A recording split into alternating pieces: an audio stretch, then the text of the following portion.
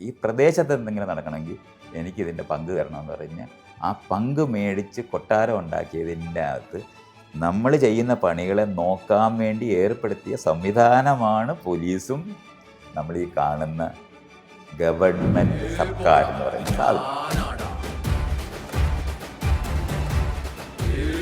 സ്ഥാനപരമായി നിങ്ങളൊരു പ്രജയാണ്. നിങ്ങളുടെ കുറ്റമായിട്ടൊന്നൊന്നുമല്ല ഞാൻ പറയുന്നത്. ഞാനൊരു വ്യക്തി ചിലപ്പോൾ എന്റെ മണ്ടത്തരമായിരിക്കാം, മണ്ടത്തരപ്പെടാനും വേണ്ടിയുള്ള അറിവായിട്ടില്ല. എനിക്ക് മണ്ടത്തരമാണ് എന്ന് പറയാനും വേണ്ടിയുള്ള അറിവില്ല.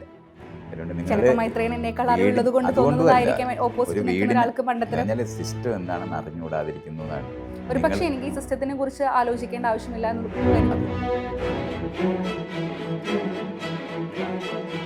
നിങ്ങളെ ഞാൻ ചായക്ക് പറഞ്ഞു വിട്ടാൽ നിങ്ങൾ തിരിച്ചു വരുമ്പോൾ ചായ നിങ്ങളുടേതാണെന്ന് പറയുന്ന പോലെയാണ് ഇപ്പോൾ കാര്യങ്ങൾ നിൽക്കുന്നത്. അങ്ങനെയാണ് ബസ് സ്റ്റാൻഡും ബസ് സ്റ്റോപ്പും ഒക്കെ MLA-യുടെ ഫണ്ടിൽ നിന്ന് കൊണ്ടുവന്നാണെന്നൊക്കെ എഴുതി വയ്ക്കുന്നത്. അങ്ങനെ വരും. നമുക്ക് സൊസൈറ്റിയിൽ ജീവിക്കണമെങ്കിൽ ക്യാഷ് വേണം.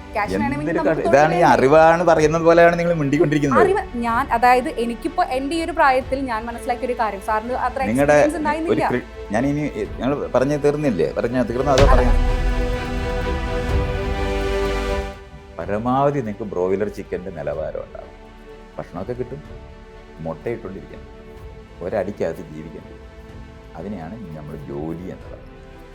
അല്ലാതെ IT ഡിപ്പാർട്ട്മെൻറ്റിൽ ഇരിക്കുന്നവന് ഞാനൊരു IT പ്രൊഫഷണലാണ് എന്നൊക്കെ പറഞ്ഞാൽ നല്ല ബ്രോയിലർ ചിക്കൻ. ഒരു കൃഷിക്കാരന് എന്ത് ജോലിയാണ് ചെയ്യുന്നത്?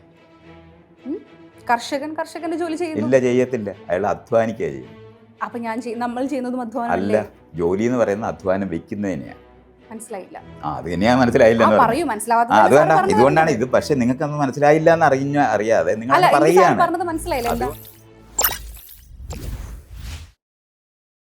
ഹായ്, ഹലോ, മൈൻഡ്സ്കേപ്പിൽ ഇറ്റ്സ് മീ പ്രശാന്തി. എൻ്റെ കൂടെ ഉള്ളത് കൂടുതൽ വിശേഷണത്തിന്റെ ഒന്നും ആവശ്യമില്ല, മൈത്രേയനാണ്. Sir, welcome to the show. നമസ്കാരം. ഓക്കെ, ഒരു കാര്യം ചോദിച്ചോട്ടെ ആദ്യം തന്നെ. സാറിൻ്റെ എപ്പോഴും കാണുന്ന ഒരു കോസ്റ്റ്യൂം എന്ന് പറയുന്നത് ഈ ഒരു ടീഷർട്ടാണ്. ഒരുവിധം ഇൻ്റർവ്യൂസിലെല്ലാം ഞാൻ കണ്ടിട്ടുള്ള സാർ ഒരു ടീഷർട്ട് ഇട്ടിട്ടാണ്. അപ്പോൾ ഈ ടീഷർട്ട് എന്ന് പറയുന്നത് സാറിൻ്റെ ഒരു യുണീക്ക് സ്റ്റൈലായിട്ടോ, ലൈക്ക് ഈ പറഞ്ഞ പോലെ മീഷ്യം ഹെയർ സ്റ്റൈലും ടീഷർട്ടെല്ലാം സാറിൻ്റെ ഒരു യുണീക്ക് സ്റ്റൈലാണോ, അതോ സാർ ഭയങ്കര കംഫർട്ടായിട്ട് വെയർ ചെയ്യുന്ന ഒരു ഡ്രസ്സ് എന്ന രീതിയിലാണോ ടീഷർട്ട് ധരിക്കുന്നത്? പ്രത്യേകിച്ച് അങ്ങനെ ചിന്തിച്ചിട്ടൊന്നുമല്ല. പിന്നെ ഊരാനും ഇടാനും ഒക്കെ എളുപ്പമായതാണ് കൊണ്ട് ഇടുന്നു എന്നുള്ളതേ ഉള്ളൂ. അല്ലാതെ ഞാൻ ഒരു സ്റ്റൈലുണ്ടാക്കാനായിട്ട് ശ്രമിച്ചിട്ടൊന്നുമില്ല. കരണ്ട് ഉടുപ്പുകൾ കൂടുതൽ ആൾക്കാർ മേടിച്ച് തരുന്ന ആളുകൾ മേടിച്ച് തരുന്നു. അപ്പോൾ ആളുകൾ അങ്ങ് അസ്യൂം ചെയ്യും എനിക്കതാണ് ഇഷ്ടം എന്ന്. അങ്ങനെയൊക്കെ സംഭവിച്ചിട്ടുള്ളതാണ്. ഷർട്ട് പിന്നെ ഞാൻ ഇങ്ങനെ ഒത്തിരി ബട്ടൺസ് ഇല്ലേ, അതൊക്കെ ഇടാനുള്ള ബുദ്ധിമുട്ടുകൊണ്ട് ഞാനതങ്ങനെ ഒഴിവായിപ്പോയെന്നേ ഉള്ളൂ. അത് വേറെ ന്യായമൊന്നും. ഈ മറ്റുള്ളവർ അസ്യൂം ചെയ്ത് തരിക എന്ന് പറഞ്ഞില്ലേ, അപ്പോൾ മറ്റുള്ളവരുടെ ഇഷ്ടത്തിനാണോ ആക്ച്വലി മൈത്രേയൻ ഡ്രസ് ചെയ്യുന്നത്? 90%. അപ്പോൾ മൈത്രേയന് ഡ്രസ്സിങ്ങിൽ സ്വന്തം ഇഷ്ടം എന്ന് പറയുന്നതില്ലേ? ഡ്രസ്സിനെ പറ്റി ഞാൻ കണ്ടിട്ടുള്ള എൻ്റെ നമ്മുടെ ശരീരത്തിനെ പറ്റി മനസ്സിലാക്കുമ്പോഴാണ്. അത് മനുഷ്യ ശരീരം ഉണ്ടായിരിക്കുന്ന 2 കാല്, കൈയൊക്കെ ആയിട്ടാണ്. അപ്പം നടക്കാനുള്ള സൗകര്യത്തിന് വേണ്ടിയാണല്ലോ കാല് 2ആയിട്ടിരിക്കുന്നത്. അതൊരു തുണിക്കകത്ത് ചുറ്റുന്നത് എന്തായാലും നടക്കാനുള്ള അസൗകര്യം ഉണ്ടാക്കുമെന്ന് നമുക്ക് കാണാം. അപ്പോൾ അത് കാരണം കൊണ്ട് കാലിനനുസൃതമായിട്ടുള്ള വസ്ത്രം ഇടുക എന്ന് പറയുന്നതാണ് സ്വാഭാവികമായിട്ട് നല്ലത് എന്ന് കണ്ടെത്തുന്നതാണ്. ഒപ്പം പലതരത്തിലെ സൗകര്യങ്ങളുണ്ട്. ഇപ്പോൾ നമ്മൾ മുണ്ട് ഉപയോഗിക്കുന്ന സമയത്ത് ശരിക്കും പറഞ്ഞാൽ അതൊരു പാവാട പോലൊരു വസ്ത്രമാണ്. കാല് അതിനകത്താണ്, അതുകൊണ്ട് ലൂസായിട്ടിരിക്കും. അതുകൊണ്ട് നമുക്ക് ഇവിടെ നാട്ടിലൊക്കെ വെള്ളപ്പൊക്കം ഉള്ളപ്പോൾ നടക്കാനൊക്കെ എളുപ്പമാണ്. അതൊക്കെയുള്ള പ്രയോജനങ്ങളൊക്കെ ഉണ്ട്. മുണ്ടെടുക്കുമ്പോൾ കിടന്നുറങ്ങുമ്പോൾ പുതയ്ക്കാൻ ഉപയോഗിക്കാൻ, ഇങ്ങനെയൊക്കെയുള്ള കാരണങ്ങളുണ്ട്. അതൊരു സൗകര്യമായിട്ട് ഉണ്ട്. കയ്യിലൊരു മുണ്ട് പണ്ട് സൂക്ഷിക്കുമായിരുന്നു. അത് കഴിഞ്ഞിട്ട് പിന്നെ അതങ്ങനെ ഇല്ലാതെ തന്നെ നമ്മൾ ഈ വസ്ത്രം തന്നെ ഇട്ടങ്ങ് ഉറങ്ങാൻ പഠിക്കുമ്പോൾ മുണ്ട് മടക്കി കുത്തി ഷോർട്ട്സാക്കി. നമ്മൾ നിക്കറിടാത്തവരാണ് മലയാളികൾ. നിക്കറിടുന്ന മഹാമോശമാണെന്ന് വിചാരിക്കുന്നത്. പക്ഷേ മുണ്ട് മടക്കി കുത്തുമ്പോൾ നിക്കറാകുമെന്നൊക്കെ അറിഞ്ഞുകൂടാത്തതുകൊണ്ടാണ് അങ്ങനെ പറയുന്നത്. അപ്പോൾ അതുകൊണ്ട് അതൊക്കെ ഇങ്ങനെ മനസ്സിലാക്കിയപ്പോൾ ഷോർട്ട്സ് ഇഷ്ടം പോലെ ലോകത്തുണ്ടായി. അപ്പോൾ അത് ഉപയോഗിക്കാൻ തുടങ്ങി. അപ്പോൾ രാത്രികളിൽ വീടുകളിലെല്ലാം ഉപയോഗിക്കുന്നത് അതായി. അത് വസ്ത്രം 2 കാല് വേണം, 2ആയിട്ടിരിക്കണം. അപ്പോൾ അത് മറിച്ച് ഒന്നിച്ചുണ്ടാക്കുന്ന 2 തരത്തിലെ വസ്ത്രം ഉണ്ടാക്കാനൊക്കത്തുള്ളൂ. കാലിനനുസൃതമായിട്ട്, അല്ലെങ്കിൽ കാലിത് ഒരു കുഴലിനകത്ത് രണ്ട് വസ്ത്രമേ ലോകത്തുള്ളൂ, അത്ര കഴിയും. എപ്പോഴെങ്കിലും ചിന്തിച്ചിട്ടുണ്ടോ എന്തിനായിരിക്കും ഇങ്ങനെ 2 തരത്തിൽ വസ്ത്രം ഉണ്ടാക്കിയതെന്ന്? ആദ്യം മനുഷ്യർക്ക് ഈ കാലിനനുസൃതമായിട്ട് ഉണ്ടാക്കണമെങ്കിൽ സ്റ്റിച്ച് ചെയ്യുകയൊക്കെ ബുദ്ധിമുട്ടാണ്. അതുകൊണ്ടാണ് ആദ്യകാലത്തെ എല്ലാ വസ്ത്രങ്ങളും ഒരു തുണി കൊണ്ട് ചുറ്റുക വരത്തുള്ളൂ. മടിയന്മാരായതുകൊണ്ടായിരിക്കും അങ്ങനെ? അറിവില്ലാത്തതുകൊണ്ട്. അറിവില്ലായ്മ കൊണ്ടാണ് ഡ്രസ്സുകൾ അങ്ങനെ സ്റ്റിച്ച് ചെയ്യാനായിട്ടുള്ള അറിവുണ്ടാകുന്നവരെ ഒരു തുണി കൊണ്ട് മറയ്ക്കുക എന്ന് പറയുന്നത് നടക്കുകയുള്ളൂ. അതുകൊണ്ട് നമുക്ക് ഏത് ലോകത്തെ എപ്പോൾ നോക്കിയാലും ട്രൈബ്സിനിടയ്ക്ക് മുഴുവനും ഈ തുണി കൊണ്ട് ചുറ്റുന്നതാണ്. നമ്മുടെ ഒരു ട്രൈബൽ കൾച്ചർ ഇതുവരെ മാറിയിട്ടില്ലാത്തതുകൊണ്ടാണ് നമ്മൾ മുണ്ട് ഉപയോഗിക്കുന്നത്. പക്ഷേ പലരും ഇപ്പോൾ പല സ്റ്റൈലായിട്ട് വീണ്ടും പഴയ രീതിയിലുള്ള ഒരു കൾച്ചറിലോട്ട് അത് പോകുന്നില്ലേ? സ്റ്റൈലല്ലേ, അല്ലാതെ സൗകര്യമൊന്നുമല്ല. അത് സാരി ഉപയോഗിക്കുന്ന സ്ത്രീകളെ പോലെ ഒരു മടക്കി കുത്തുന്ന പോലെ ഇങ്ങനെ ഇവിടെ ഏണിന് കുത്തുമൊക്കെ വേണ്ടേ പണിയെടുക്കണമെങ്കിൽ? പക്ഷെ അതും ഭയങ്കര പാടത്ത് സൗകര്യപൂർവ്വമായിട്ട് പോയിട്ട് ആരെങ്കിലും സാരി എടുത്തിട്ട് പണിയെടുക്കുന്നുണ്ടോ? പാടത്ത് ഇപ്പോൾ കാണുന്നത് ഏറെക്കുറെ ഷർട്ടും മുണ്ടൊക്കെ എടുത്തിട്ട് കാണുന്നത്. അങ്ങനെയാണ് പക്ഷേ സൗകര്യങ്ങളിൽ. ഇപ്പോഴും പല ഞാൻ കണ്ടിട്ടുണ്ട് പല ഗ്രാൻഡ് പാരൻസ് ഒക്കെ ഇപ്പോഴും സാരി. അതെ, ഗ്രാൻഡ് പേരൻസ് എന്ന് പറഞ്ഞാൽ പ്രാകൃതരാണെന്നുള്ള മനസ്സിലായാൽ പോരാ. ഇനി ഇതൊരു അത്ഭുതകരമായിട്ട് ചിന്തിക്കേണ്ട കാര്യം. ഓക്കെ, ഗ്രാൻഡ് പാരൻസിനെ കുറിച്ച് പറഞ്ഞതുകൊണ്ടാണ്. ഇപ്പോൾ മൈത്രേയൻ എന്ന വ്യക്തിക്ക് ആക്ച്വലി എൻ്റെ അച്ഛനേക്കാൾ പ്രായമുണ്ടെന്നാണ് ഞാൻ വിശ്വസിക്കുന്നത്. അപ്പോൾ എൻ്റെ അച്ഛൻ ചിന്തിക്കുന്ന ആ ഒരു ചിന്താഗതി എങ്ങനെയാണെന്നുള്ളത് ഏറെക്കുറെ എനിക്ക് മനസ്സിലാവാറുണ്ട്. പക്ഷേ എൻ്റെയൊക്കെ അച്ഛൻ്റെയൊക്കെ പ്രായമുള്ളൊരു വ്യക്തി എന്ന രീതിയിൽ താങ്കൾ ചിന്തിക്കുന്ന വളരെ ഡിഫറെൻ്റ് ആയിട്ടാണ്. അതായത് താങ്കളുടെ ഏജിലുള്ള ആ ഒരു ആളെ പോലെയേ അല്ല താങ്കൾ ചിന്തിക്കുന്നതോ പ്രവർത്തിക്കുന്നതോ ഒന്നും. അപ്പോൾ താങ്കൾക്ക് എപ്പോഴെങ്കിലും തോന്നിയിട്ടുണ്ടോ എൻ്റെ ഒരു ഏജിലുള്ള ആളുകളെ പോലെയല്ല ഞാൻ ചിന്തിക്കുന്നത്, അത് എനിക്ക് സൊസൈറ്റിയിൽ ഭയങ്കര ബുദ്ധിമുട്ടുണ്ടാക്കുന്നുണ്ടോ, അങ്ങനെ വല്ലതെ കുറിച്ച്? ഞാൻ അങ്ങനെയൊന്നും ചിന്തിക്കാറില്ല. എൻ്റെ ആദ്യത്തെ കാര്യം എന്ന് പറഞ്ഞാൽ ലോകത്തിനെ പറ്റി എനിക്കറിയാം. ലോകം എങ്ങനെയാണ് രൂപപ്പെട്ടതെന്നും മനുഷ്യ ചരിത്രം എങ്ങനെയാണെന്നും മനുഷ്യരൊക്കെ എങ്ങനെയാണ് ഇങ്ങനെ ആകുന്നതെന്നും അങ്ങനെ വ്യക്തിഗതമായിട്ട് മാത്രമല്ല അത് ലോകത്തിനെ പറ്റി മനസ്സിലാക്കുന്നത്. ഞാൻ എന്തുകൊണ്ട് ഇങ്ങനെ ആയി എന്നുള്ള കാര്യം, ലോകത്ത് ഞാൻ എവിടെ ജനിച്ചു വളർന്നു എന്നും ആരുടെ വീട്ടിലാണ് ജനിച്ചു വളർന്നതെന്നും എന്തൊക്കെ വായിക്കുകയും പഠിക്കുകയും ചെയ്തിട്ടുണ്ടെന്നും അറിയുന്ന കാരണം കൊണ്ടാണ് എനിക്കുണ്ടാകുന്ന മാറ്റം. ആ എക്സ്പോഷർ, അത്തരത്തിലുള്ള ഒരു പരിചയപ്പെടൽ ലോകത്തിനെ പറ്റി ഇല്ലാത്ത എല്ലാ ആളുകളും അവരുടേതായ കൊച്ചു ലോകങ്ങളിനകത്ത് കഴിയും. അത്രയേ ഉള്ളൂ. അതുകൊണ്ട് അവരെപ്പറ്റി പ്രത്യേകിച്ച് നമുക്ക് അവർ മോശമാണോ അങ്ങനെയുള്ള അർത്ഥത്തിലേ അല്ല. ഞാൻ ഈ ട്രൈബലായിട്ട് ആൾക്കാർ ചിന്തിക്കുന്നു എന്ന് പറയുന്നത് അവർക്ക് മറ്റേ എക്സ്പോഷർ കിട്ടാത്തതുകൊണ്ടാണ്. അപ്പോൾ അതുകൊണ്ട് അതൊരു മോശം കാര്യമായിട്ടൊന്നുമല്ല കാണാൻ. നമ്മൾ ഈ പ്രാകൃതം എന്നുള്ള വാക്കൊക്കെ ഉപയോഗിക്കുമ്പോൾ അവരെ ഡീഗ്രേഡ് ചെയ്യണം എന്നുള്ള അർത്ഥത്തിലല്ലത്. നമുക്ക് അഡ്വാൻസ്ഡ് എന്നുള്ള വാക്ക് ഉപയോഗിക്കുമ്പോൾ പ്രിമിറ്റീവ് എന്നുള്ള വാക്ക് ഉപയോഗിക്കാൻ ബാധ്യത വരും. നമുക്കിതൊക്കെ വാക്കുകളായിട്ട് ഉപയോഗിക്കുന്നതാണ്. അതിനകത്ത് വിവേചനപരമായിട്ടും അതുപോലെ തന്നെ മോശപ്പെടുത്തുന്ന യുക്തികളും അതിനകത്ത് വെക്കാൻ സത്യത്തിൽ എനിക്കതില്ല. പക്ഷേ വാക്കുകളതെല്ലാം അങ്ങനത്തെയാണ്. ഇഷ്ടംപോലെ എന്താ പറയണ്ടേ, വിവേചനങ്ങളും അതുപോലെ തന്നെ പുച്ഛങ്ങളും ഒക്കെ നിറഞ്ഞ വാക്കുകളാണ് അതെല്ലാം. അതുകൊണ്ടാണ് അതൊരു പ്രശ്നമായിട്ട് മാറുന്നത്. അല്ലെങ്കിൽ നമുക്ക് ചെയ്യാൻ പറ്റുന്നതെന്ന് പറയുന്നത്, ഞാൻ ഉപയോഗിക്കുന്ന വാക്കുകളെന്ന് പറയുന്നത് ഹണ്ടർ ഗ്യാതറിങ് സൊസൈറ്റി, കൃഷിക്കാർ, വ്യവസായം എന്ന് പറയുന്ന 3 കാറ്റഗറി ഉപയോഗിച്ചാലാണ് ഞാൻ മനുഷ്യരെ തരംതിരിക്കുന്നത്. അപ്പോൾ കൃഷി ആരംഭിക്കുന്നതിന് തൊട്ട് മുമ്പുള്ള ആൾക്കാരുണ്ട്. അപ്പോൾ അതിനൊന്നും മലയാളത്തിൽ നമുക്ക് അങ്ങനത്തെ വാക്കുകളൊന്നുമില്ല. കൃഷി ആരംഭിക്കുന്നതിന് തൊട്ട് മുമ്പുള്ള ആൾക്കാർ എന്നൊക്കെ പറയുന്ന വാക്കൊന്നും നമുക്കൊരു വാക്കൊന്നും ഉണ്ടായിട്ടില്ല. നമ്മളങ്ങനെ ചരിത്രം പഠിക്കുകയോ ആന്ത്രോപോളജി പഠിക്കുകയോ ഒന്നും ചെയ്തിട്ടില്ലാത്തൊരു സമൂഹമാണ്. അപ്പോൾ അതിനൊക്കെയുള്ള വാക്കുകളൊക്കെ നമ്മൾ ഉണ്ടാക്കേണ്ടത്. അപ്പോൾ ഞാൻ മലയാളം എഴുതുന്ന സമയത്ത് ആദ്യം അനുഭവിച്ചൊരു കാര്യമാണ് പേരൻറ്റിങ് എന്ന് പറയുന്ന വാക്ക് നോക്കുമ്പോൾ ഒരു തരത്തിലും അതിന് കറസ്പോണ്ടിങ് ആയ ഒരു മലയാളം വാക്ക് കണ്ടില്ല. ഞാനന്ന് ആദ്യമായിട്ട് അത് എഴുതിയത് അച്ഛനമ്മ പ്രവർത്തനം എന്ന് എഴുതാൻ ബാധ്യത. നമുക്ക് രക്ഷകർത്താവ് എന്ന് പറഞ്ഞാൽ ആരെ രക്ഷിക്കുന്ന യുക്തികളാണ്, കെയർ ചെയ്യുന്നതെന്ന് അപ്പോൾ അതിനകത്ത് വരത്തില്ല. അപ്പോൾ പരിചരണം എന്ന് പറഞ്ഞു കഴിഞ്ഞാൽ ഉടനെ ജോലി എടുക്കുന്നവർ ചെയ്യുന്ന എന്തോ ഒരു പണിയായിട്ട് വരുന്നവർ. അപ്പോൾ ഇത് നമുക്ക് ആ കൃത്യം ഇംഗ്ലീഷിൽ പേരൻറ്റിങ് എന്ന് പറയുന്നതിന് നമുക്കൊരു വാക്കില്ല. ഇങ്ങനെ വാക്കുകളുടെ അഭാവങ്ങളുണ്ട്. അത് ചില വേർഡ്സ് ഇംഗ്ലീഷിൽ അങ്ങനെ ഉണ്ടല്ലോ. നമുക്ക് എല്ലാ ഇംഗ്ലീഷ് വാക്കുകളിലും എല്ലാം ഈ പ്രശ്നങ്ങളുണ്ട്. പക്ഷേ പുതിയ വാക്കുകൾ രൂപപ്പെടേണ്ടതുണ്ട്. ആ വാക്കുകൾ രൂപപ്പെടാതിരിക്കുന്ന കാരണം കൊണ്ട് നമ്മൾ പഴയ കാലത്തെ പല വാക്കുകളും എടുത്തിട്ടായിരിക്കും ഉപയോഗിക്കുന്നത്. ഇപ്പോൾ ട്രാൻസ്ജെൻഡർ എന്ന് പറയുന്ന വാക്കിന് മലയാളം നമുക്കില്ലാതെ, നമ്മൾ പണ്ട് കാലത്ത് പറയുന്നത് ശിഖണ്ഡി എന്നൊരു വാക്കായിരുന്നു ഉപയോഗിക്കുന്നത്. അത് വളരെ മോശപ്പെട്ട വാക്കായിട്ട് അതിനകത്ത് ഈ അവജ്ഞ ചേർന്ന വാക്കാണ്. ആണും പെണ്ണും കെട്ടവൻ എന്നൊക്കെ പറയുന്നതിന് അവജ്ഞ ചേർത്തിട്ടുണ്ട്. അവജ്ഞ ചേർത്തിരിക്കുന്ന കാരണം കൊണ്ട് രണ്ടും അല്ലാത്തൊരു, അതുകൊണ്ട് നമ്മളെല്ലാവരും ഇപ്പോഴും ഇംഗ്ലീഷ് വാക്കല്ലേ ഉപയോഗിക്കുന്നത്, ട്രാൻസ്ജെൻഡേഴ്സ് എന്ന് പറയുന്നത്. ചില സമയത്ത് 9 എന്നൊക്കെ പറയാറുണ്ട്. അല്ല, അതൊക്കെ അത് വാക്കല്ല. അത് നമ്മൾ പുച്ഛത്തോടെ പറയുന്നതാണ്. മറ്റേത് അതല്ല, വർണ്ണിക്കേണ്ടതുണ്ട്. ട്രാൻസ്ജെൻഡേഴ്സിനോട് താങ്കൾക്ക് പുച്ഛമുണ്ടോ ശരിക്കും, അതോ അവരെ അംഗീകരിക്കുന്നുണ്ടോ? അതല്ല ഞാൻ പറയുന്ന വിഷയം. നമ്മൾ പുച്ഛം ഉള്ളതിനെ പറ്റി പറയുകയല്ല. ട്രാൻസ്ജെൻഡർ എന്ന് പറയുന്നത് നമ്മൾ മലയാളത്തിലൊരു വാക്ക് നമുക്ക് ഇല്ലാതിരിക്കുന്നു എന്നുള്ളതാണ് പറയുന്നത്. പഴയ വാക്കുകളെന്ന് പറയുന്നതിനകത്ത് അവജ്ഞയുണ്ട്, പുച്ഛമുണ്ട്.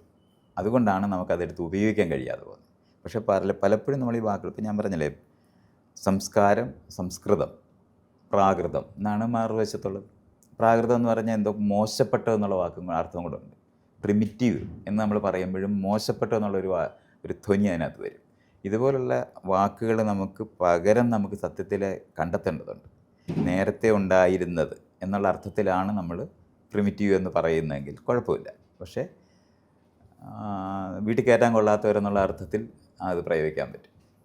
ഈസ് എ പ്രിമിറ്റീവ് ഫെലോ എന്ന് പറഞ്ഞാൽ ഇങ്ങനെ നമ്മുടെ പരിക്കകത്ത് കയറ്റാൻ കൊള്ളത്തില്ല എന്നുള്ള അർത്ഥത്തിൽ വരും. അതുകൊണ്ടാണ് നമുക്ക് പലപ്പോഴും വാക്കുകൾ പറയുമ്പോൾ ഞാൻ തന്നെ വിഷമിക്കാറുണ്ട്. വാക്ക് വെച്ച് നമ്മൾ സംസാരിച്ച് കഴിയുമ്പോൾ തന്നെ നമുക്കത് പെട്ടെന്നറിയാം ഈ വാക്കിന് വേറെ ധ്വനിയുണ്ട് എന്ന്.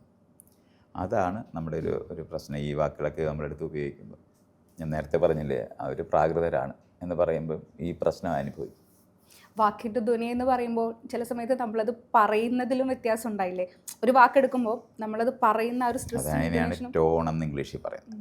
അത് സ്ട്രെസ് ചെയ്യുന്നതും അതാണ് ടോൺ. നമ്മൾ കേട്ടോ എന്നൊരാൾ ചോദിക്കുമ്പോൾ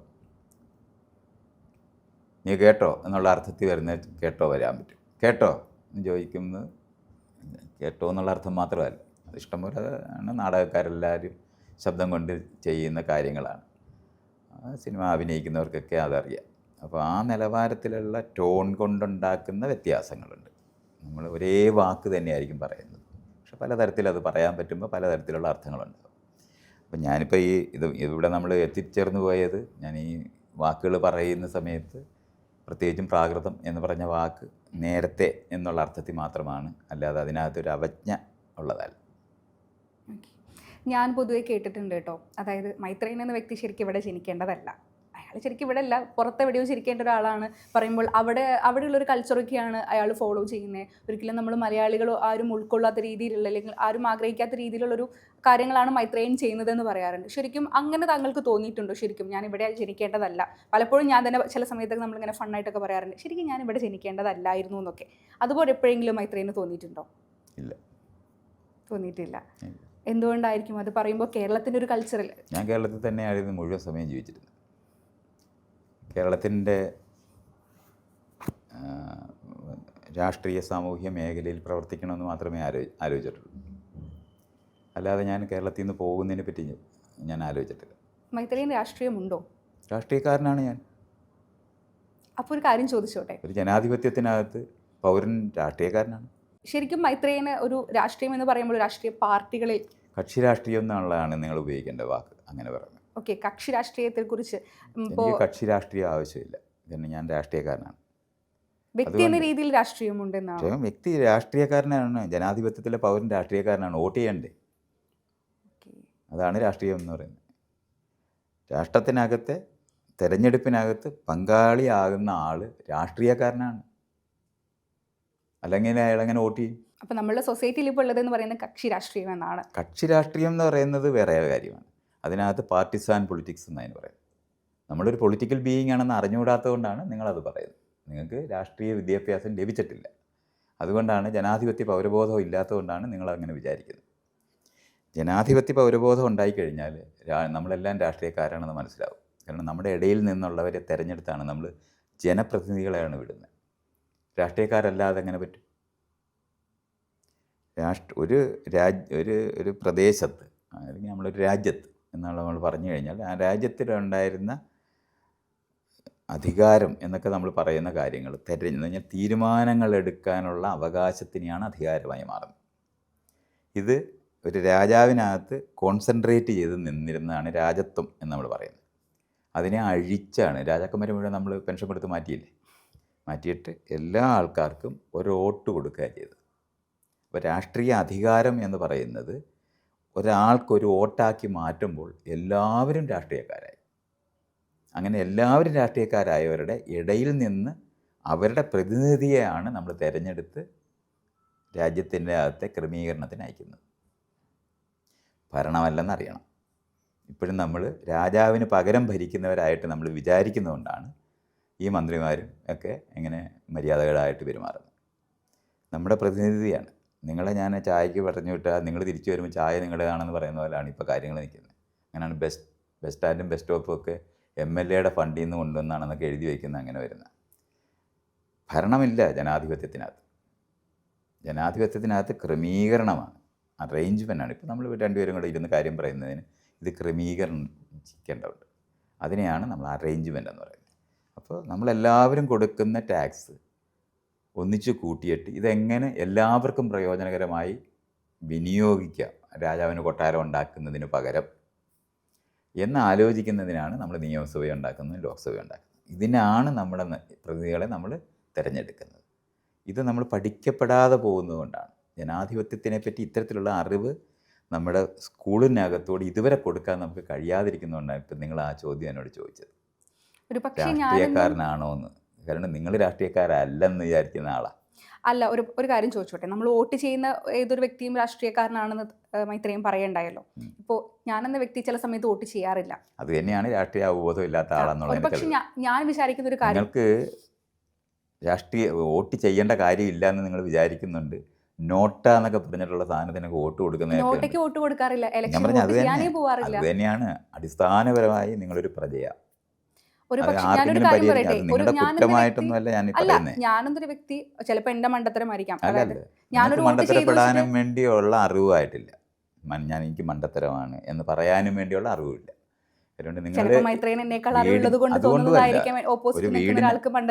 സിസ്റ്റം എന്താണെന്ന് അറിഞ്ഞുകൂടാതിരിക്കുന്നതാണ്. ഒരുപക്ഷെ എനിക്ക് ഈ സിസ്റ്റത്തിനെ കുറിച്ച് ആലോചിക്കേണ്ട ആവശ്യമില്ല എന്ന് കരുതുന്നു. അത് ഞാൻ പറഞ്ഞില്ല, അത് തന്നെയാണ് അതിന്റെ പ്രശ്നം. ഇത് തന്നെയാണ് രാഷ്ട്രീയത എന്ന് പറയുന്നത്. ഒരു നാടിനകത്ത് നിങ്ങൾ എവിടെയാണ് ഇരിക്കുന്നത്, എന്താണ് ചെയ്യുന്നത്, നിങ്ങളുടെ ജീവിതം നിർണ്ണയിക്കുന്നത് ഈ നാട്ടിനകത്തെ നിയമങ്ങളാണെന്നൊക്കെ അറിയാതിരിക്കുന്നു എന്ന് മാത്രമാണ് ഈ പറയുന്നേ. ഒരുപക്ഷെ നിയമങ്ങളുണ്ടെന്ന് പറഞ്ഞില്ലേ, ആ നിയമമൊന്നും ഇവിടെ ഈ ഇന്ത്യയിൽ ഏത് നിയമമാണ് ശരിക്കും പാലിക്കപ്പെടുന്നത്? അതൊക്കെ വേറെ വിഷയമാണ്. നിങ്ങൾക്ക് അതൊന്നും അറിഞ്ഞൂടാ. പല പല നിയമങ്ങളുണ്ട്, അതൊന്നും പാലിക്കപ്പെടുന്നില്ല എന്ന് പറയാനും വേണ്ടിയുള്ള അറിവ് എവിടെയാ ഉള്ളത്? ഞാനൊരു കാര്യം പറയാം, നിങ്ങൾക്ക് പൗരബോധം ഉണ്ടായിരുന്നുണ്ടെങ്കിൽ നിങ്ങൾ വോട്ട് ചെയ്യത്തില്ലെന്ന് പറയത്തില്ല. പിന്നെ നിയമങ്ങളൊക്കെ പാലിക്കുന്നില്ലെന്നൊക്കെ പറയുന്നു. ഇത് തന്നെയാണ് വിവരക്കേട് ഇനി മനുഷ്യൻ എന്നുള്ള നിലവാരത്തിൽ പറഞ്ഞുകൊണ്ടിരിക്കും. നിങ്ങൾ പറയുമ്പോൾ മനസ്സിലായി വോട്ട് ചെയ്യാതെ ജനാധിപത്യത്തിനകത്ത് പൗരൻ എന്ന് പറഞ്ഞാൽ നിങ്ങൾ രാവിലെ എണ്ണീറ്റിട്ട് ചെയ്യേണ്ട ഒരു പ്രവൃത്തി ചെയ്തില്ലെന്ന് മാത്രമായി പറയുന്നേ. അതിനർത്ഥം എന്താ? എനിക്കതിന് പൗരബോധമില്ല എന്നാണ്. അത് തന്നെയാണ്. അത് എങ്ങനെ വരും? അത് തന്നെയാണ് എങ്ങനെ വരും എന്നൊരാൾ പറഞ്ഞു കഴിഞ്ഞാൽ, ഞാൻ നേരത്തെ പറഞ്ഞു കഴിഞ്ഞതാണ്, രാജാവിൽ കേന്ദ്രീകൃതമായ രാഷ്ട്രീയ അധികാരം എല്ലാവർക്കും ഒരു വോട്ടായിട്ട് കൊടുക്കുന്നതാണ് കോൺസ്റ്റിറ്റ്യൂഷൻ. 1950 കിട്ടിയ അവകാശമാണത്. അത് നിങ്ങൾ പ്രയോഗിക്കാനുള്ള ബാധ്യതയുള്ളതാണ്, കടമയുണ്ട്. അവകാശം കിട്ടുന്നതിനോടൊപ്പം ബാധ്യതയുണ്ടെന്നുള്ളത് കടമകളായിട്ട് വരും നമുക്ക്. ഇത് 1950 മുമ്പുള്ളവർക്കില്ല. അതുകൊണ്ടാണ് നിങ്ങളൊരു ഒരു ഒരു ഒരു ഓഫീസിനകത്തോ എവിടെയോ പണിയെടുക്കുമ്പോൾ അവിടുത്തെ കടമകൾ ഡ്യൂട്ടീസ് എന്ന് എഴുതും. ഈ ഡ്യൂട്ടി എഴുതുന്നവരാണ് പൗരൻ. അതിനു മുമ്പ് പ്രജയാണ്. ആ പ്രജയ്ക്ക് അവകാശമില്ല, പറയുന്നത് അനുസരിക്കുകയാണ്. ഇപ്പോഴും നമ്മൾ വീടുകളിൽ പഠിപ്പിക്കുന്നത്, സ്കൂളുകളിൽ പഠിപ്പിക്കുന്നത് അനുസരണയാണ്. പൗരൻ അനുസരിക്കുകയല്ല ചെയ്യുന്നത്, അറിഞ്ഞ് പ്രവർത്തിക്കുന്നവർ. എന്താണ് ഞാനിവിടെ ചെയ്തുകൊണ്ടിരിക്കുന്നത് എന്ന് അറിഞ്ഞ് പ്രവർത്തിക്കുന്നു, അനുസരണയുള്ളവരായി തീർക്കുന്നവരും രണ്ടാ. അപ്പോൾ അടിമകളായിരുന്ന ആൾക്കാരെ കൊണ്ട് അനുസരിപ്പിക്കുന്നതിന് വേണ്ടി ഉണ്ടാക്കിയിരുന്ന നിയമങ്ങളായിരുന്നു 1950 മുമ്പ്. 1950 മുമ്പ് കോൺസ്റ്റിറ്റ്യൂഷൻ വരുമ്പോഴാണ് നമുക്ക് ഈ അവകാശം വരുന്നത്. പക്ഷേ അവകാശത്തിനോടൊപ്പം ഉത്തരവാദിത്വവും കടമയും വരും. ഞാൻ കുറ്റമായിട്ട് പറയല്ല, നിങ്ങളെ അത് പഠിപ്പിക്കാതിരിക്കുന്നതുകൊണ്ടാണ്. ക്ലാസ് റൂമിൽ പഠിപ്പിക്കേണ്ടതാണ് എന്താണ് പൗരനെന്ന്. അത് ഇതുവരെ നമുക്ക് ആരംഭിക്കാൻ കഴിഞ്ഞിട്ടില്ല എന്നുള്ളതുകൊണ്ടാണ് ഇപ്പം നിങ്ങൾ ഇത് പറയുന്നത്. അല്ലാതെ വ്യക്തിപരമായിട്ട് അതിലെടുത്ത് സംസാരിക്കരുത്. ഞാനും നിങ്ങളും ആയിട്ടല്ല അത്. ഞാനീ പറയുന്നത് ക്ലാസ് റൂമിനകത്ത് പഠിപ്പിക്കേണ്ടതാണ് ഒരു പൗരൻ എന്താണ്. അത് ഇതുവരെയുള്ള ഭരണഘടന വായിച്ചിട്ടുണ്ടോ? വ്യക്തിപരമായിട്ട് ചോദിക്കല്ല. ഭരണഘടന മുഴുവനായിട്ടും വായിച്ചിട്ടൊന്നുമില്ല. സ്കൂളിൽ പഠിക്കുന്ന കുറച്ച് കാര്യങ്ങൾ. സ്കൂളിൽ ഭരണഘടന വായിക്കുക എന്ന് പറയുന്നത് ഇതുവരെ ആരംഭിച്ചിട്ടില്ലാത്ത രാജ്യമായത്. അത് പക്ഷേ നിങ്ങളുടെ അതിൽ കുറ്റമായിട്ട് ഞാൻ നിങ്ങളെ ഓക്കെ പറഞ്ഞു കഴിഞ്ഞാൽ ശരിയാണ്, കുഴപ്പമില്ലേ? അംഗീകരിക്കാം. പക്ഷെ അതിൽ ചില ഭാഗങ്ങളിൽ നമ്മൾ അതാ പറഞ്ഞ പഠിക്കുന്ന അതിനകത്ത് ആകെ ഒരു വരി അവിടുത്തെ മോർണിംഗ് പ്രയറിനകത്ത് പറയും ഞങ്ങളെല്ലാം ഇന്ത്യക്കാരാണ്, സഹോദരി സഹോദരന്മാരാണെന്ന്. അല്ലാതെ ഭരണഘടന വായിക്കുന്നില്ല. സർവ്വമത ഭരണഘടന വായിക്കുന്നില്ല. പക്ഷേ അവിടെ പ്രാർത്ഥന ചെയ്യത്തില്ലേ സ്കൂളിൽ? സ്കൂളിൽ പറഞ്ഞു അതവിടെ കഴിഞ്ഞില്ലേ? അങ്ങനെയല്ല, അത് നമ്മൾ കഴിഞ്ഞു. പഠിക്കുന്നുണ്ട്. അതുകൊണ്ടാണ് അതായത് അത് നിങ്ങളുടെ പൊളിറ്റിക്സ് എന്ന പേപ്പറിൽ +1 +2 ഞാൻ ഹ്യൂമാനിറ്റീസ് ആയിരുന്നു. അതുകൊണ്ടാണ് ആ ഞാനത് സമയത്ത് പറഞ്ഞത്. പൊളിറ്റിക്സ് എന്ന പേപ്പറിൽ നമുക്ക് ഭരണഘടനയെ അവിടെ കുറിച്ച് പലതും അവിടെ പഠിക്കാനുണ്ടായിട്ടുണ്ട്. പഠിക്കുന്ന പരീക്ഷയ്ക്ക് മാർക്ക് മേടിക്കാൻ പഠിക്കുന്ന കാര്യമാണ് നിങ്ങൾ പറയുന്നത്. അതല്ല ഭരണഘടന. നിങ്ങൾക്ക് 1000 വിഷയമുണ്ട്. അതിനകത്തൊക്കെ നിങ്ങൾ പരീക്ഷയ്ക്ക് വരുന്ന ചോദ്യങ്ങൾക്ക് ഉത്തരം പഠിക്കുക എന്ന് പറയുന്നതാണ് നമ്മൾ ചെയ്യുന്നത്. ഇതൊന്നുമല്ല വിഷയം പഠിക്കുക എന്ന് പറയുന്നത്. പരീക്ഷ എഴുതി ജയിക്കുന്നതിന് നിങ്ങൾക്ക് ചില സിലബസിനകത്ത് ചില പാർട്ടുകൾ പറയും. അത് നിങ്ങൾ അത് പഠിച്ചില്ലെന്ന് വെച്ചാൽ വേറെ ചോദ്യങ്ങൾക്ക് ഉത്തരം എഴുതി നിങ്ങൾ ജയിക്കും. അത്രേ ആവശ്യമുള്ളൂ. അതല്ല ഭരണഘടന പഠിക്കുക എന്ന് പറയുന്നത്. ഇത് ഭയങ്കര വ്യത്യാസമാണ്. അതുകൊണ്ടാണ് ഞാനത് പറയുന്നത്. ഭരണഘടന ഇതുവരെ വായിച്ചിട്ടില്ലാത്ത സ്കൂളുകളിലാണ് നിങ്ങളെല്ലാം പഠിച്ചത്, ഞാനും പഠിച്ചത്. ഞാനത് മെനക്കെട്ട് പഠിച്ചത് കൊണ്ടാണ് ഞാൻ എന്താണ് ഈ വ്യത്യാസം പറയുന്നത്. ഇത്രയേ വ്യത്യാസമുള്ളൂ നമ്മൾ തമ്മിൽ. പക്ഷേ ഒരു 50 കൊല്ലം കഴിഞ്ഞ് ജനിച്ച ഒരാൾ ഇതുവരെക്കും അതുവരെ ചെയ്തിട്ടില്ല എന്നുള്ളതാണ് നമ്മുടെ പ്രശ്നം. ഞാനാണെങ്കിൽ ഭരണഘടന ഉണ്ടായിട്ട് 2 വർഷം കഴിഞ്ഞപ്പോഴാണ് ജനിച്ചത്. അതുകൊണ്ട് ഞാൻ പഠിച്ചില്ല എന്ന് പറയുന്നത് അവർ ആരംഭിച്ചില്ലെന്ന് വിചാരിക്കാൻ. നിങ്ങളുടെ കാര്യത്തിന് അങ്ങനെ അല്ലല്ലോ. നിങ്ങളുടെ കാലം എത്തുമ്പോഴത്തേനും ഭരണഘടന പഠിപ്പിക്കേണ്ടതാണ്. നമുക്ക് മാക്സിമം വന്നിട്ടുള്ളത് എന്താണ്? പല മത ദൈവങ്ങളെ പ്രാർത്ഥിച്ചുകൊണ്ടിരുന്നവരെ എല്ലാവരും കൂടെ ഒരു ദൈവം എന്ന് പറയുന്ന നിലവാരത്തിൽ പേരൊന്നും ഇല്ലാത്തൊരു ദൈവത്തിനെ പറ്റിയൊക്കെ പാടുന്ന പാട്ട് വരെ നമ്മൾ എത്തിയിട്ടുള്ളൂ. ഇതുവരെ ഭരണഘടന വായിക്കുകയും പഠിക്കുകയോ നിങ്ങളുടെ ഉത്തരവാദിത്തങ്ങൾ ഒരു പൗരൻ എന്നുള്ള നിലവാരത്തിൽ നിങ്ങൾക്ക് വരുന്ന ഉത്തരവാദിത്തങ്ങൾ എന്താണ് നിങ്ങളെ പഠിപ്പിച്ചിട്ടില്ല. അത് നിങ്ങളുടെ കുറ്റമായി മാറിക്കൂടാ എന്നുള്ളത് കൊണ്ടാണ് അങ്ങനെ പറയാത്തത്. അതുകൊണ്ട് ഡിഫെൻഡ് ചെയ്ത് നിങ്ങൾ സംസാരിക്കുമ്പോൾ നിങ്ങൾക്ക് ആ വിഷയം അറിയാതെ ഡിഫെൻഡ് ചെയ്യുകയാണെന്ന് പറയുകയാണെങ്കിൽ അപ്പോൾ സ്കൂൾ അതായത് നമ്മളുടെ ഈ ഒരു കേരളത്തിൽ അല്ലെങ്കിൽ ഇന്ത്യയിൽ കൊടുക്കുന്ന എഡ്യൂക്കേഷൻ്റെ ഏറ്റവും വലിയൊരു ഫോൾട്ടാണ് ഇതെന്ന് താങ്കൾ പറയുന്നത്. ഇന്ത്യയിൽ വിദ്യാഭ്യാസം ആരംഭിച്ചിട്ടില്ല എന്നുള്ളതാണ് നമ്മുടെ പ്രശ്നം. അപ്പം ഇപ്പം ഈ കൊടുക്കുന്നതൊക്കെ ശരിക്കും എന്താണ്? ഇത് ജോലിക്കാണ്. അത് ബ്രിട്ടീഷുകാർ ആരംഭിച്ച സ്കൂളുകളായതല്ല. ബ്രിട്ടീഷുകാരുടെ കാലത്ത് ഇന്ത്യക്കാരെ ഭരിക്കാൻ വേണ്ടി അവർക്ക് കുറച്ച് ഗുമസ്തന്മാർ വേണമായിരുന്നു. കുറച്ച് ജോലിക്കാരെന്ന് പറഞ്ഞാൽ ഉദ്യോഗസ്ഥർ വേണം, കുറേ അധ്യാപകർ വേണം, കുറച്ച് എൻജിനീയർമാർ വേണം, കുറച്ച് IAS വേണം. ഇനി IAS IPS എന്ന് പറയുന്നതൊക്കെ നിയന്ത്രണത്തിൻ്റെ മേഖലയിലുള്ളതും കൂടെ. അതിൻ്റെ പരീക്ഷ ഇന്ത്യയിൽ എഴുതാനും പറ്റത്തില്ല. അത് ഇംഗ്ലണ്ടിലാണ് എഴുതിയിരുന്നത്. ആ എഴുതിയിരുന്ന പരീക്ഷ ഇന്ത്യയിലേക്ക് വന്നു എന്നുള്ളത് മാത്രമാണ് ആകെ വ്യത്യാസം ഉണ്ടായത്. നമ്മൾ പഠിക്കുന്നതെല്ലാം ജോലിക്ക് പഠിക്കുന്നവരാണ്. പഠിക്കുന്നത് ജോലി കിട്ടാനാണ്. ലോകത്തിനെപ്പറ്റി അറിയാനോ സ്വന്തമായി എന്താണ് ചെയ്യണമെന്ന് അറിയാനോ കഴിയുകയില്ല. നിങ്ങൾ 22 വയസ്സ് വരെയെങ്കിലും പഠിക്കുന്നുണ്ടാവും. ഇനി എക്സ്ട്രാ വല്ല PhD കൂടെ എടുക്കുകയാണെങ്കിൽ 25 വയസ്സ് വരെ പഠിക്കുന്നുണ്ടാവും. 25 വർഷം പഠിച്ചതിന് ശേഷം നിങ്ങൾക്ക് തന്നെത്താൻ എന്ത് ചെയ്യണമെന്ന് അറിഞ്ഞുകൂടാത്തവരായിപ്പോൾ. ആരെങ്കിലും വിളിച്ച് ജോലി തരുന്നത് വരെ നിങ്ങൾ കാത്തിരിക്കും. തൊഴിലില്ലാത്ത പടയിലിരിക്കും. എല്ലാവരും അല്ലാത്തവർ സ്കൂൾ വിട്ടവരാ. നേരത്തെ സ്കൂൾ വിട്ടുകളയും. കാരണം അവർ പഠിക്കാതെ പോകുന്ന ആൾക്കാരുണ്ട്. എഡ്യൂക്കേഷൻ കഴിഞ്ഞിട്ടുള്ളവർ മുഴുവൻ തൊഴിൽ കിട്ടാൻ വേണ്ടി കാത്തിരിക്കുന്നവരാ. തൊഴിൽ കാത്തിരിക്കുക, അതായത് നമ്മൾ പഠിച്ചിറങ്ങി കഴിഞ്ഞ ഉടനെ തന്നെ ജോലി തേടി ജോലി സമ്പാദിക്കുന്നവരോ. അതാണ് ജോലി തേടേണ്ടി വരുന്നു എന്നുള്ളതാണ്. നിങ്ങൾക്ക് അറിഞ്ഞുകൂടാ എന്ത് ചെയ്യണം. സാഹചര്യമാണല്ലോ നമുക്ക്. ജോലിയില്ലാതെ നമുക്ക് ജീവിക്കാൻ കഴിയുമോ? ഇതൊക്കെയാണ് നിങ്ങൾ പറയുന്നത്. ഇതൊക്കെയാണ് അസംബന്ധം. അടിസ്ഥാനപരമായ ഒരു കാര്യം ചോദിക്കട്ടെ, ഇന്നത്തെ സമൂഹത്തിൽ വാങ്ങണമെങ്കിലും നമുക്ക് ക്യാഷ് എന്ന സംഭവം വേണ്ടേ? നിങ്ങൾ ഇത്ര ധൃതി പിടിച്ച് സംസാരിച്ചാൽ നിങ്ങൾക്ക് ഞാൻ ഈ പറയുന്ന വിഷയം മനസ്സിലാകാതെ പോകുന്നുള്ളതേ ഉള്ളൂ. സംസാരിക്കുന്നതല്ല. ഒരു കാര്യം ചോദിക്കട്ടെ, അതായത് നമുക്ക് സൊസൈറ്റിയിൽ ജീവിക്കണമെങ്കിൽ ക്യാഷ് വേണം. ക്യാഷ് വേണമെങ്കിൽ ഇതാണ് ഈ അറിവാണ് പറയുന്നത് പോലെയാണ് നിങ്ങൾ മിണ്ടിക്കൊണ്ടിരിക്കുന്നത്. അതായത് എനിക്കിപ്പോ എന്റെ ഈ ഒരു പ്രായത്തിൽ ഞാൻ മനസ്സിലാക്കിയ ഒരു കാര്യം, സാറിന് അത്ര എക്സ്പീരിയൻസ് ഉണ്ടായിരുന്നില്ല. ഞങ്ങൾ പറഞ്ഞു തീർന്നില്ലേ? തീർന്നോ അതോ പറയുന്നത്? ഒരു കൃഷിക്കാരന് എന്ത് ജോലിയാണ് ചെയ്യുന്നത്?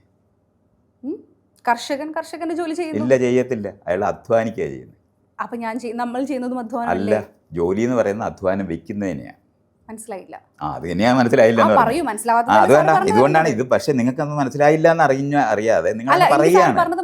അതുകൊണ്ടാണ് ഒരു കർഷകൻ, മീനെ പിടിക്കാൻ പോകുന്ന ഒരുത്തൻ, ഒരു പാ നെയ്യുന്ന ആൾ, ഇതെല്ലാം അയാളുടെ ജീവസന്ധാരണത്തിന് ആവശ്യമായ പ്രവൃത്തികളാണ്.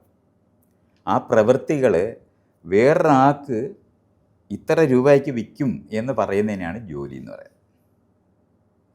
അല്ലാതെ നിങ്ങൾ രാവിലെ എണീറ്റിട്ട് ജീവിക്കാനാ ചെയ്യുന്ന പ്രവൃത്തിയല്ല ജോലി എന്ന് പറയുന്നത്. ഞാൻ മറ്റുള്ളവർക്ക് വിൽക്കുമെന്ന് പറഞ്ഞില്ലേ, അതും എന്തിനു വേണ്ടിയിട്ടാ? എനിക്ക് ജീവിക്കാൻ വേണ്ടിയിട്ടല്ലേ? വീണ്ടും നിങ്ങൾ പറഞ്ഞല്ലേ, ഇത് നിങ്ങളുടെ ജോലി വേറെ ആളുകൾ നിർണ്ണയിക്കേണ്ടി വരും, അല്ലാതെ നിങ്ങൾക്ക് തീരുമാനിക്കാൻ പറ്റില്ല. ഒരു കർഷകൻ അങ്ങനല്ല. ഒരു കർഷകൻ, അതായത് ഞാനൊരു ഒരു പാട്ടത്തിന് എടുത്തു, അപ്പോൾ അവിടെ വർക്ക് ചെയ്യുന്ന ഒരാൾ, അവരും കർഷകരല്ലേ? അല്ല, അവർ കർഷക തൊഴിലാളികളാണ്. ഈ കർഷക തൊഴിലാളിയും കർഷകനും തമ്മിലുള്ള വ്യത്യാസമാണ് നിങ്ങൾ മനസ്സിലാക്കേണ്ടത്. വൈകുന്നേരം 100 രൂപ കൊടുത്ത് അയാളെ വിടും. 100 രൂപ എന്നുള്ളതല്ല, അത് 500 രൂപ ആയിരിക്കും, 700 രൂപ ആയിരിക്കും, അത് അവിടെ ഇരുന്നോട്ടെ. 100 രൂപ കൊടുത്ത് വിട്ടാൽ ആ അവിടെ ഉണ്ടാകുന്ന, പാടത്തുണ്ടാകുന്ന ഒന്നിനും അയാൾക്ക് പിന്നെ ഉടമസ്ഥതയില്ല. അയാളുടെ പണിക്കകത്ത് അയാളുടെ, നമ്മളൊരു ജോലി ചെയ്യുക എന്ന് പറഞ്ഞാൽ ജോലിയല്ല, അധ്വാനം. അധ്വാനം എന്ന് പറഞ്ഞാൽ നമ്മുടെ സെൽഫ് റിയലൈസേഷനാണ്. നമുക്ക് പുറത്താക്കി നമുക്ക് ആവശ്യമുള്ളത് ഉണ്ടാക്കുന്ന ആളിനെ, അതിനാണ് അധ്വാനം എന്ന് പറയുന്നത്. അപ്പോൾ ഒരു കർഷക തൊഴിലാളിയും കൂടെ ഒരു തെങ്ങിൻ്റെ ചുവട്ടിൽ പണിയെടുക്കുന്നു. ഒരേ പണിയാണ്. അതിനകത്ത് അടവൊക്കെ എടുത്ത് വളമൊക്കെ എടുക്കും. അതിലുണ്ടാകുന്ന തേങ്ങ ഈ കർഷകന് സന്തോഷപ്രദമായിട്ട് ആദ്യമേ തന്നെ അനുഭവിക്കും. പക്ഷെ തൊഴിലാളിക്ക് അതിന് മേപ്പോട്ട് നോക്കേണ്ട കാര്യമേ ഇല്ല. കാരണം ആ തേങ്ങയുടെ മുകളിൽ അവന് യാതൊരു അവകാശവും. കൂലി വാങ്ങി പോകുന്നതാണ്. ഈ കൂലി വാങ്ങി അധ്വാനം വയ്ക്കുന്നവരെയാണ് തൊഴിലെന്ന് പറയുന്നത്. ഇത് നമ്മൾ തിരിച്ചറിയേണ്ടതുണ്ട്. നമുക്ക് അത് മൂലം കിട്ടുന്ന ആ ഒരു എമൗണ്ട് മതിയല്ലോ നമുക്ക് ജീവിക്കാൻ. നിങ്ങൾ ജീവിക്കത്തേ ഉള്ളൂ, അല്ലാതെ നിങ്ങൾക്ക് തന്നെത്താൻ വേറെ ഒന്നും ചെയ്യാൻ പറ്റത്തില്ല. അന്നന്ന് ജീവിച്ച് പിറ്റേ ദിവസം അതേ പണി ചെയ്യുന്നവരായിട്ട് തിരിച്ചു വരാൻ പറ്റുന്നതാണ് ആ കൂലി. അല്ലാതെ നിങ്ങൾക്ക് അതിനകത്തൊന്നും ഒന്നും ഉണ്ടാകത്തില്ല. 50 വർഷം നിങ്ങൾ പണിയെടുത്താലും കർഷക തൊഴിലാളി ആയിരിക്കും. 50 വർഷം ജോലി ചെയ്യുന്ന എല്ലാ ആളുകളും കഷ്ടിച്ച് അവർ പിന്നെ ആ പണി ചെയ്യുന്നവരായിട്ട് തുടരുന്ന സ്ഥലത്ത് നിൽക്കും. അങ്ങനെയല്ല, മുതലാളി എന്നുള്ള വാക്കല്ല, കർഷകനായിരിക്കുന്ന ആൾ ആ തേങ്ങ വിറ്റിട്ട് ഉണ്ടാകുന്ന കാശ് അയാൾ പുതിയ 1 ഏക്കർ സ്ഥലം കൂടെ മേടിക്കും. അയാൾ 10 കൊല്ലം 20 കൊല്ലം കഴിയുമ്പോൾ 10 ഏക്കറിൻ്റെ ഉടമസ്ഥനായിട്ട് മാറും. ഈ പറയുന്ന ഒരു സംഭവം, ഈ അധ്വാനവും ജോലിയും തമ്മിലുണ്ടെന്ന് നമ്മൾ അറിയാം. ആ ഒരു കർഷകൻ, അതായത് ഇപ്പോൾ പറഞ്ഞ നമ്മൾ കർഷകൻ അല്ലെങ്കിൽ കർഷക തൊഴിലാളി, ഒരു പക്ഷേ അയാളുടെ സാഹചര്യങ്ങളായിരിക്കില്ലേ അയാൾ അങ്ങനെ തൊഴിലാളി. നിങ്ങൾ അത് സാഹചര്യങ്ങളായിരിക്കുന്നത്, ഞാൻ കുറ്റപ്പെടുത്തുന്ന കാര്യം കാര്യം ചോദിക്കട്ടെ, നമുക്ക് ചില സമയത്ത് നമുക്ക് പാരമ്പര്യമായി ഒരു സ്വത്ത് കിട്ടിയെന്ന് വിചാരിക്കാം. പാരമ്പര്യമായിട്ട് സ്വത്ത് കിട്ടുന്ന സ്ഥിതിക്ക് എനിക്ക് വേറെ ആളെ വെച്ച് തൊഴിൽ ചെയ്യിപ്പിച്ചൂടെ? അപ്പൊ അവർക്ക് ഇത് തന്നെയാണ് ഞാൻ പറഞ്ഞ, തൊഴിൽ ചെയ്യുന്ന ആളും അധ്വാനിക്കുന്ന ആളും തമ്മിൽ നിങ്ങൾ കൺഫ്യൂസ് ചെയ്തിട്ട് മിണ്ടുന്നത് കൊണ്ടാണ് അത് അങ്ങനെ അല്ലെന്ന് പറഞ്ഞു തന്നെ. അല്ലാതെ ഞാനൊരു തൊഴിലാളിയായി ജനിച്ചു പോയതല്ലയോ എന്ന് പറയാനൊന്നും അല്ല.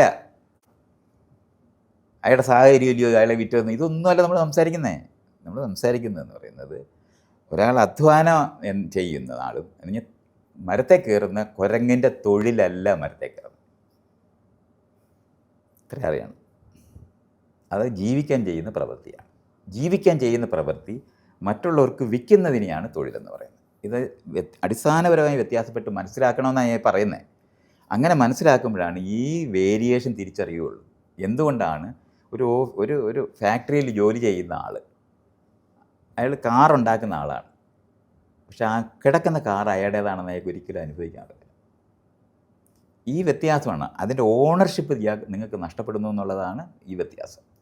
ഈ വ്യത്യാസത്തിനകത്തൂടെ നമ്മൾ ഈ ലോകത്ത് ജീവിക്കുന്ന സമയത്ത് അധ്വാനിക്കുന്നവരാണെന്നുണ്ടെങ്കിൽ അവർ ആ ജീവിതത്തിനകത്ത് വളരെ സന്തോഷവാരായിട്ട്, ജോലി ചെയ്യുന്നവർ വൈകുന്നേരം ആകുമ്പോൾ എംപ്റ്റി ആവും.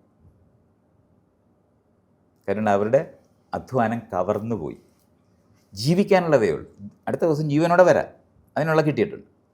അതുകൊണ്ട് ജീവിച്ചിരിക്കും. ഇപ്പോൾ 10-40 വർഷം അധ്വാനിച്ച്, രണ്ടുപേരും ഒരേ അധ്വാനം ചെയ്തതാണ്. കർഷകൻ ചെയ്ത അധ്വാനം തന്നെയാണ് കർഷക തൊഴിലാളിയും ചെയ്തിട്ടുള്ളത്. ഒരാൾ കഷ്ടിച്ച് ജീവിച്ചിരിക്കും, മറ്റേയാൾ വളരെ സന്തോഷവാനായി സമ്പന്നനായിരിക്കും. ഈ വ്യത്യാസം വരുന്നിടത്താണ് ഞാൻ ഈ പറയുന്ന സാധനം. അപ്പം നമ്മൾ വിദ്യാഭ്യാസം കൊടുക്കുന്ന സമയത്ത്, വിദ്യാഭ്യാസമാണ് കൊടുക്കുന്നതെങ്കിൽ നമ്മൾ തന്നെത്താൻ എന്ത് ചെയ്യണമെന്ന് നമ്മൾ കണ്ടെത്തുന്നവരായി മാറും. ജോലിക്കാണ് പഠിപ്പിക്കുന്നതെങ്കിൽ നിങ്ങൾക്ക് തന്നെത്താൻ ഒരിക്കലും അത് ചെയ്യാനാകത്തില്ല. അപ്പോൾ നിങ്ങൾ കാത്തിരിക്കാൻ പാടില്ല. അതുകൊണ്ടാണ് നമ്മൾ PSC ടെസ്റ്റൊക്കെ എഴുതി ഇങ്ങനെ ഇരിക്കും. തൊഴിലിലെ പടയിലോട്ടാണ് നിങ്ങൾ പഠിച്ചിറങ്ങുന്നത്.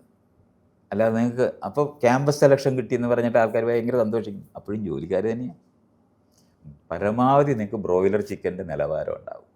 ഭക്ഷണമൊക്കെ കിട്ടും, മുട്ടയിട്ടുകൊണ്ടിരിക്കേണ്ടി വരും, ഒരടിക്കകത്ത് ജീവിക്കേണ്ടി വരും. അതിനെയാണ് നമ്മൾ ജോലി എന്ന് പറയുന്നത്. അല്ലാതെ IT ഡിപ്പാർട്ട്മെൻറ്റിലിരിക്കുന്നവന് ഞാനൊരു IT പ്രൊഫഷണലാണ് എന്നൊക്കെ പറഞ്ഞാൽ നല്ല ബ്രോയിലർ ചിക്കനാണ്. ഞാൻ കുറച്ച് നല്ല സാധനമൊക്കെ കിട്ടിയിട്ടുള്ള ബ്രോയിലർ ചിക്കനെയാണ് നമ്മൾ IT-ക്കാരെന്ന് പറയുന്നത്. അത്രയും വ്യത്യാസമുള്ളൂ. അപ്പോൾ അതിനകത്തുള്ള വ്യത്യാസമാണ് എന്ന് പറഞ്ഞാൽ എൻ്റെ കാലയിലെ ചങ്ങല സ്വർണം കൊണ്ടുണ്ടാകും, നിങ്ങളുടെ ചങ്ങല വെള്ളിയാണ്, മറ്റവൻ്റെ ഇതാണ്. അങ്ങനത്തെ വ്യത്യാസത്തിലാണ് നമ്മളിപ്പോൾ അഭിരമിച്ചുകൊണ്ടിരിക്കുന്നത്. ഭയങ്കര സംഭവമായിട്ടാണ് പറയുന്നത്. എൻ്റെ ചങ്ങല, എൻ്റെ കൂട് എന്ന് പറയുന്നത് സ്വർണം കൊണ്ടാണ് എന്ന് പറയുന്ന തരത്തിലല്ലാതെ നമ്മൾ ഈ ചെയ്യുന്ന പ്രവൃത്തിക്കകത്ത് നമുക്ക് സ്വയം നിർണ്ണയിക്കാൻ കഴിയുന്നവരായി മാറ്റുന്നതിനാണ് വിദ്യാഭ്യാസം എന്ന് പറയുന്നത്. കൂലിക്കാരാക്കി മാറ്റുന്നതിന് വേണ്ടി ചെയ്യുന്നതിനെ വിദ്യാഭ്യാസമായിട്ട് തെറ്റിദ്ധരിച്ചത് ഞാൻ നേരത്തെ പറഞ്ഞ കാരണം കൊണ്ടാണ്. അതിനകത്ത് ആകെ ചെയ്യുന്ന പ്രവൃത്തിക്ക് ഫലം ഉണ്ടാകുമെന്ന് പറഞ്ഞ പ്രൊഫഷണൽ എന്ന് പറയുന്ന 2 മേഖല വന്നിട്ട്, അധ്യാപകരും അല്ല, എൻജിനീയറും അല്ല, ഡോക്ടർമാർക്ക് മാത്രമാണ് നമുക്ക് ഈ പറയുന്ന സ്ഥലത്ത് പഠിച്ചു കഴിഞ്ഞാൽ എന്തെങ്കിലും എവിടെയെങ്കിലും മാറിയിരുന്ന് കുറിച്ച് കൊടുത്തിട്ടെങ്കിലും ജീവിക്കാൻ പറ്റുമെന്ന് അറിയാം. സ്ഥാപനമൊന്നും ഇല്ലെങ്കിലും ജീവിച്ചു പോരും. അതുകൊണ്ടാണ് അവിടെ ഇത്രയും തിരക്ക് നമ്മൾ വന്നത്. പ്രൊഫഷണൽ എന്ന് നമ്മൾ പറയുന്നത് എന്ന് കഴിഞ്ഞാൽ പഠിച്ചാൽ മറ്റുള്ളവർ നമുക്ക് തൊഴിൽ തരാത്തവരായി സ്വയം തൊഴിൽ ചെയ്യാൻ കഴിവുള്ളവരായി മാറുന്നതുകൊണ്ടാണ് അവിടെ ഇത്രയും തിരക്ക് വന്നത്. അത് നമ്മൾ മനസ്സിലാക്കേണ്ടതുണ്ട്. അപ്പം നിർണ്ണയിക്കാൻ പറ്റും. ഇപ്പോൾ ഒരു ചെല്ലുന്നിടത്ത് നമ്മൾ അതിനകത്ത് വളരെ വ്യത്യാസമായിട്ട് അറിയാവുന്നതാണ്. കുക്ക് ചെയ്യാൻ നിങ്ങൾക്ക് അറിയാമെന്ന് വെച്ചോ, നിങ്ങൾക്ക് ഒരു കട നടത്തുന്നിടത്ത് കുക്കിൻ്റെ ജോലിയാണെന്ന് പറഞ്ഞാലും ശരി, മറ്റുള്ളവർ മുഴുവൻ നിങ്ങളെ നോക്കേണ്ടി വരും. കുക്കില്ലാതെ ആ കട നടക്കത്തില്ല. നിർണ്ണയിക്കുന്ന പോയിൻ്റ് വരും. ഒരു തുണിയിൽ തയ്ക്കുന്ന കട, അവിടെ വെട്ടുന്ന ഒരാളുണ്ട്. അയാളില്ലെന്നുണ്ടെങ്കിൽ ഒരു തയ്യലും നടക്കത്തില്ല. അയാൾ നിർണ്ണയിക്കും. അത് ഈ പ്രൊഫഷണൽ ചായ്വ് വരുന്ന സ്ഥലത്താണ് അത്തരത്തിലുള്ള ജോലികൾ.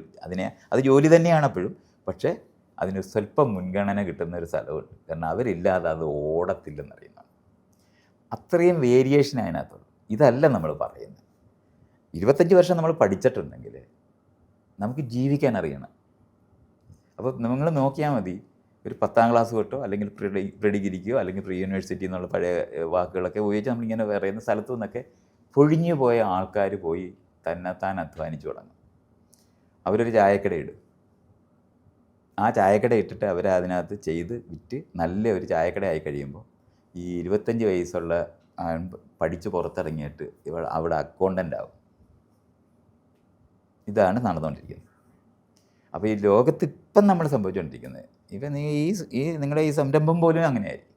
നിങ്ങളെല്ലാവരും കൂടെ ചേർന്ന് ചെയ്യുകയാണെന്നുണ്ടെങ്കിൽ ഇതിനകത്ത് നിൽക്കുക. നിങ്ങൾ അവിടുത്തെ ഏതെങ്കിലും ടെലിവിഷനകത്ത് ജോലിക്ക് അവതാരകയായി പോയിരിക്കുകയാണെങ്കിൽ ഒരു ദിവസം കൊണ്ട് പറഞ്ഞു ഇഷ്ടപ്പെട്ടില്ലെങ്കിൽ അന്ന് തീരും നിങ്ങളുടെ കാര്യം. അതിന് നിങ്ങൾ എത്ര കഴിവുണ്ടായിട്ടില്ല, നിങ്ങൾ ഓരോ ഇതിനകത്ത് ഒരു 4 എണ്ണം കടന്നു കഴിയുമ്പോഴത്തേന് നിങ്ങളെ ഒരിടത്തും പറ്റാത്ത ആളാണെന്ന് കണ്ടുപിടിക്കുക. പിന്നെ നിങ്ങൾക്ക് ജോലിയേ കിട്ടത്തില്ല. ഈ അവസ്ഥയിലാണ് അതുള്ളത്. അത് കഴിവിൻ്റെ പ്രശ്നമൊന്നുമല്ല, സ്വതന്ത്രയായിട്ടുള്ള ഒരാളിനുള്ളതല്ല. അതുകൊണ്ട് അധ്വാനിക്കുക എന്ന് പറയുന്നത് നമ്മൾ 25 വർഷം പഠിച്ചു കഴിഞ്ഞാൽ ഞാൻ എന്തിനാണ് ഇവിടെ ജീവിക്കുന്നത്, എന്താ ഇവിടെ ചെയ്യുന്നതെന്ന് തിരിച്ചറിയുന്നതിനെയാണ് വിദ്യാഭ്യാസം എന്ന് പറയുന്നത്. അല്ലാതെ ഞാൻ ആരുടെയെങ്കിലും ഒരു അടിമയാകാനൊരു ഇടവുണ്ടോ എന്ന് തിരക്കി നടക്കുന്ന അവസ്ഥയിൽ എന്നെ പെടുത്തുന്നതല്ല വിദ്യാഭ്യാസം. അതുകൊണ്ട് വിദ്യാഭ്യാസം നമുക്ക് ആരംഭിക്കണമെന്ന് പറഞ്ഞത് അതുകൊണ്ടാണ്.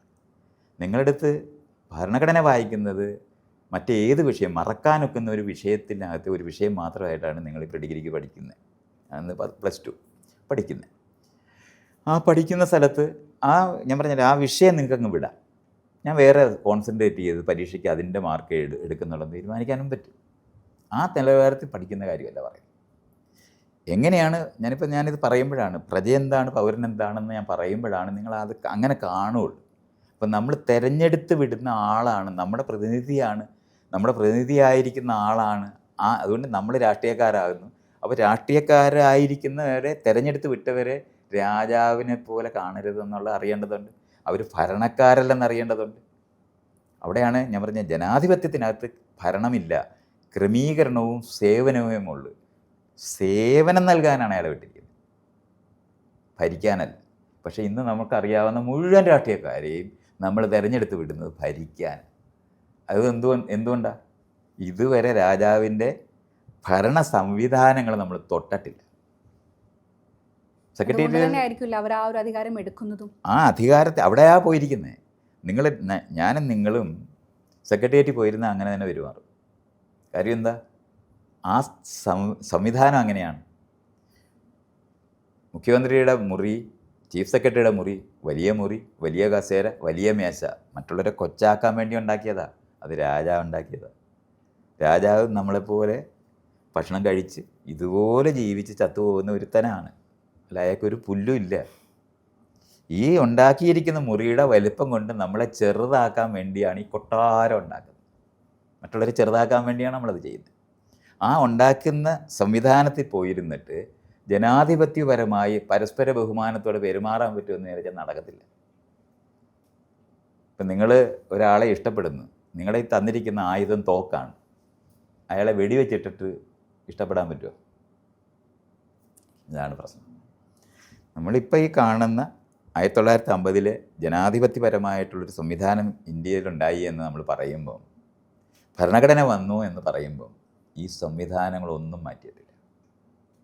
അതുകൊണ്ടാണ് ഇപ്പോഴും നമ്മൾ അപേക്ഷകൾ എഴുതി കൊടുക്കുന്നവരായിട്ടിരിക്കുന്നത്. ഇപ്പോഴും നമ്മൾ അവകാശങ്ങളെപ്പറ്റി പറയാൻ പറ്റാത്തവരായിരിക്കുന്നത്. പോലീസ് സ്റ്റേഷനാണെന്ന് ഓർക്കണം. ഈ അടുത്ത് ഒരു പോലീസിനെ പോലും ഒരു ജനപ്രതിനിധി വെല്ലുവിളിക്കുന്ന ഒരു സംഭവം ഉണ്ടായിരുന്നല്ലോ. പോലീസിനെ പോലും എന്ന് പറയുമ്പോൾ നിങ്ങൾ അതിനേക്കാളും പുറകിലാ നിൽക്കുന്നത്. അതാണ് മനസ്സിലാക്കേണ്ടത്. അതായത് ഈ ജനപ്രതിനിധിക്ക് ജനപ്രതിനിധി പറയുന്നുണ്ടായിരുന്നു, നിങ്ങൾ ചെയ്തതിന് ഞാൻ പാരിതോഷികം തരാമെന്ന്. അതൊരു ധാർഷ്ട്യത്തോടെ തന്നെയാണ് ഈ രണ്ട് സാധനവും. നിങ്ങൾ പറയുന്ന പോലീസും ഈ ജനപ്രതിനിധിയും ഒരേപോലത്തെ തെറ്റ് ചെയ്യുന്നവർ. അല്ലാതെ അതിനകത്ത് അവർ തമ്മിൽ രണ്ടു വശത്തല്ല. പോലീസിങ് എന്ന് പറഞ്ഞാൽ മുകളിലിരുന്ന് താഴോട്ട് നോക്കി നിയന്ത്രിക്കുന്നു എന്നുള്ളതാണ് വാക്കിനർത്ഥം തന്നെ. എന്ന് പറഞ്ഞാൽ പണ്ട് രാജാവിൻ്റെ കിങ്കരന്മാരെയാണ് ഈ പോലീസ് എന്ന് വിളിച്ചത്.